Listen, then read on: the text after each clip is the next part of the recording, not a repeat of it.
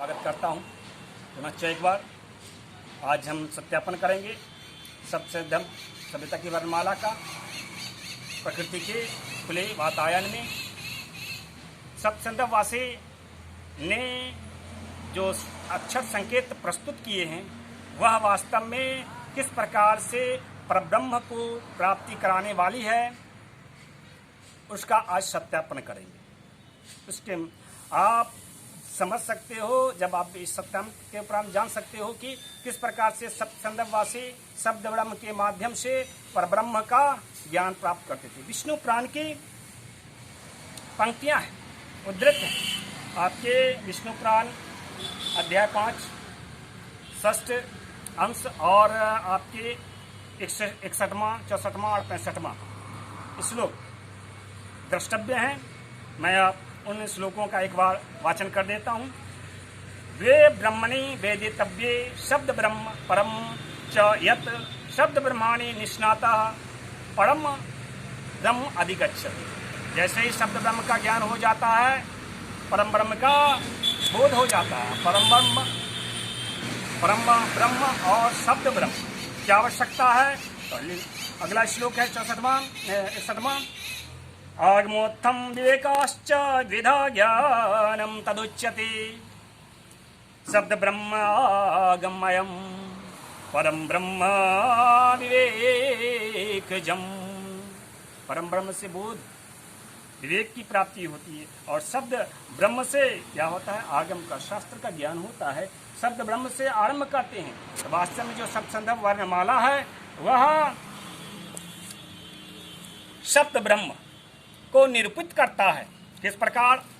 उसी हेतु यह वर्ग आपके सत्र हैं, आयोजित हैं। अगला श्लोक है 65वां। इस शब्द ब्रह्म का उपयोग कहाँ है? तो देवी विद्ये वेदितव्ये इति च अथर्वणी श्रुति। अथर्ववेद में लिखा हुआ है। दो तरीके से हम इस विद्या को जान पाते हैं। पढ़या तो अक्षर प्राप्ति ऋग्वेदादि मया परा। शास्त्रों का जो ज्ञान होता है वह परा विद्या कहलाता है और अपरा विद्या जो है वह यज्ञ कार्यों में ऋग्वेद आदि जो हैं वह अपरा विद्या का ज्ञान कराता है। चलिए आइए हम लोग देखें किस प्रकार से हमारे ऋषि मुनियों ने जो स्वर्णमाला का लोक में प्रचार प्रसार किया, कृमंतो विश्व आर्यम के संकल्प को संपूर्ण विश्व में पहुंचाया और वसुदेव कुटुंबकम की स्थापित की। किस प्रकार से किया उसका एक संक्षिप्त झांकी आपको प्रस्तुत करता हूं। हरिओ रूप में इस वट वृक्ष को देखिए, पत्तों को देखो।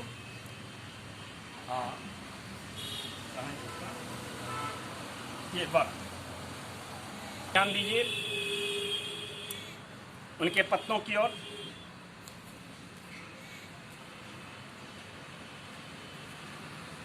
ये सभी अक्षर वर्म की प्रतीक है।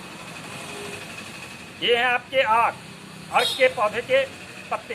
इसके पुष्प जो हैं प्रयुक्त होते हैं भगवान शिव के अर्चना में। आपके पीपल के वृक्ष के अर्चना की जाती है, पूजा की जाती है शनि देवता को प्रसन्न करने के लिए। ये धतूरा के पुष्प हैं, जरा इसका ध्यान दीजिए। ये धतूरे के जो पुष्प हैं भगवान शिव को बहुत प्रिय हैं। ऐसा ये है कनेल के पत्र। ये मोर पंख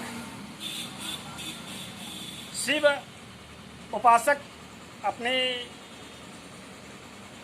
माथे पर लगाते हैं, जिनका अहंकार बीज मंत्र के द्वारा पूजन किया जाता है।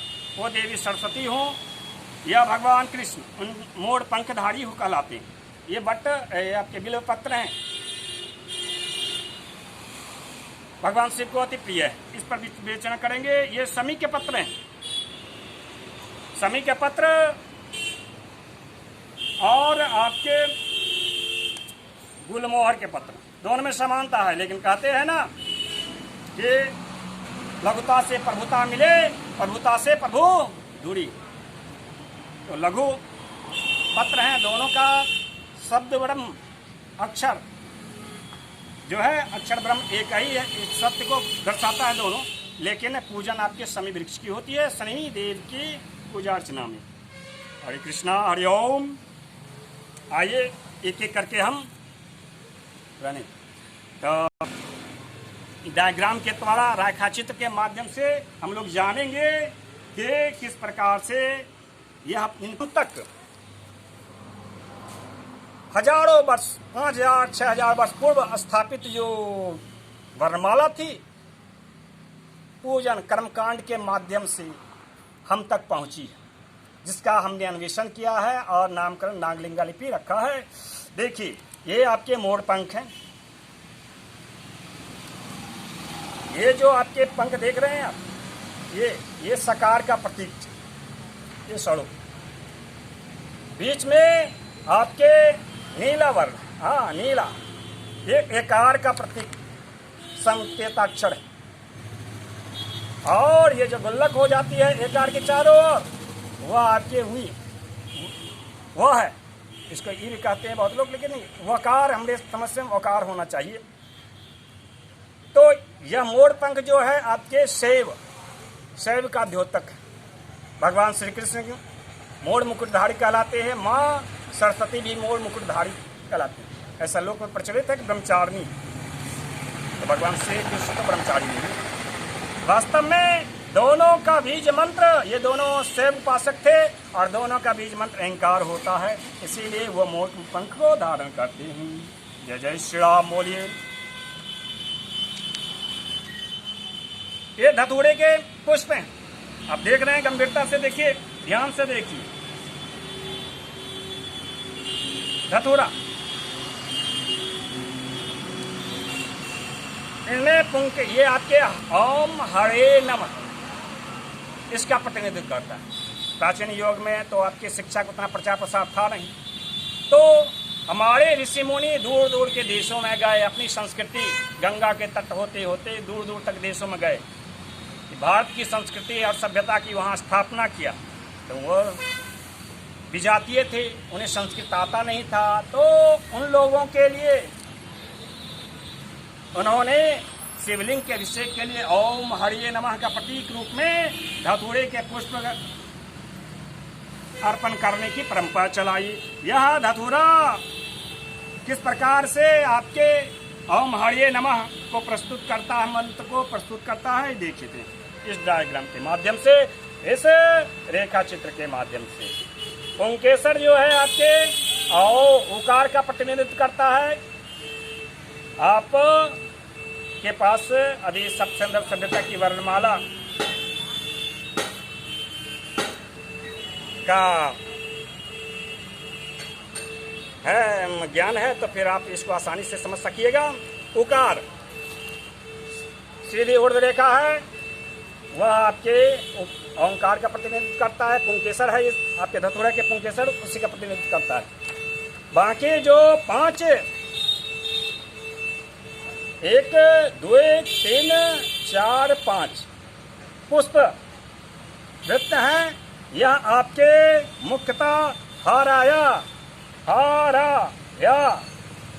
नमः का प्रतिनिधित्व करता है। हरे कृष्ण। हम शमी वृक्ष को देखते हैं। हम